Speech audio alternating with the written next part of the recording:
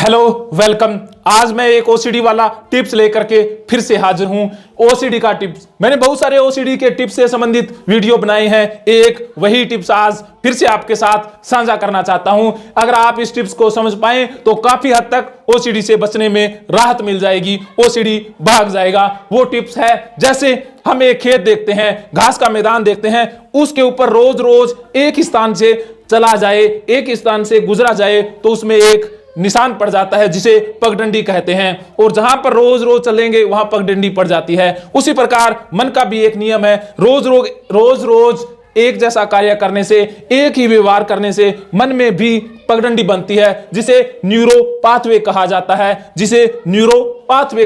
है, जिसे साइकोलॉजिकल भाषा में कंडीशनिंग कहते हैं। कि कोई भी मन में विचार आया, कोई भी मन में शंका उठी, चिंता उठी, एक जैसा व्यवहार करना, उसी जैसा व्यवहार रोज रोज करने से न्यूरो पाथवे बन जाते हैं, मन के अंदर पैटर्न बन जाते हैं और उन्हीं पैटर्न्स के कारण बाद में व्यवहार ऑटोमेटिक होने लग जाता है। सोचने समझने की जरूरत नहीं पड़ती, अपने आप होने लग जाता है। ऑटोमेटिक सिस्टम बन जाता है, इंसान यांत्रिक बन जाता है। जैसे ही विचार आए अपने आप वो व्यवहार होने लगता है। ऐसा ही ओसीडी में होता है। जैसे ही कोई गंदगी वाला विचार आया, हाथ की तरफ अपने आप कार्य होने लग जाता है, हाथ धुलने की तरफ इंसान चलने लग जाता है, क्योंकि पहले कुछ दिन तक उन्होंने उस कार्य को करने के लिए ऊर्जा लगाई थी। धीरे धीरे मन में न्यूरो पाथवे बन गए, पगडंडी बन गई, उसी के कारण अपने आप होने लग जाता है।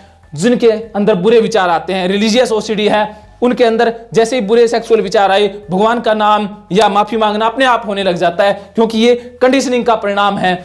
जैसे आप एक बाइक चलाते हैं, पहले दिन चलाया था तो काफी मुश्किल हुई थी, कब क्लच दबाना है भूल गए थे, गियर लगाना भूल गए थे, कभी इधर देखना उधर देखना, लेकिन कुछ दिनों के प्रयास के बाद अपने आप होने लगे। आप फोन पे बात कर रहे हैं, सब कुछ अपने आप हो रहा है। यही न्यूरो पाथवे है, यही एक आदत है, हैबिट बन जाती है। तो ओसीडी में भी हैबिट बनती है और हैबिट को टूटने में समय लगता है। जैसे घास का मैदान है, उस घास के मैदान में जो पगडंडी बन चुकी है, उस पगडंडी के ऊपर काफी दिनों तक ना चला जाए तो घास फिर से उगाता है और वो निशान मिल जाते हैं। उसी प्रकार ओसीडी के अंदर उस व्यवहार को रोक दिया जाए, स्टॉप एक्शन कर दिया जाए, तो वो न्यूरो पाथवे बने थे वो फिर से भर जाएंगे और ओसीडी वाला व्यवहार ठीक हो जाएगा। तो आज का ये टिप्स कहां तक आपको समझ में आया, कहां आप नहीं समझ पाए, मुझे कमेंट में लिख सकते हैं। बस करना यही है कि जो ओसीडी वाला व्यवहार है, जो एक्शन किया जा रहा है बार बार, जो उस न्यूरो पाथवे को, उस कंडीशनिंग को पक्का कर रहा है, उसे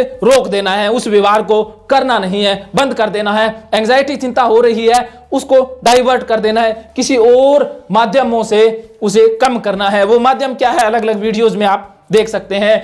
आप और अधिक जानना चाहते हैं, ऑनलाइन काउंसलिंग साइको थेरेपी ले सकते हैं। चूक ना जाना ऑनलाइन मुझे मन की बात बताना। थेरेपी आप जानते हैं, CBT, CDT, cognitive behaviour therapy, cognitive drill therapy, the power of now और श्रीमद् भागवत गीता थेरेपी। आप इन वीडियोज के लिए समय निकालते हैं, इसके लिए मैं मिस्टर साइको गुरु राजेंद्र आदा जोधपुरी आपका तहे दिल से आभारी हूं।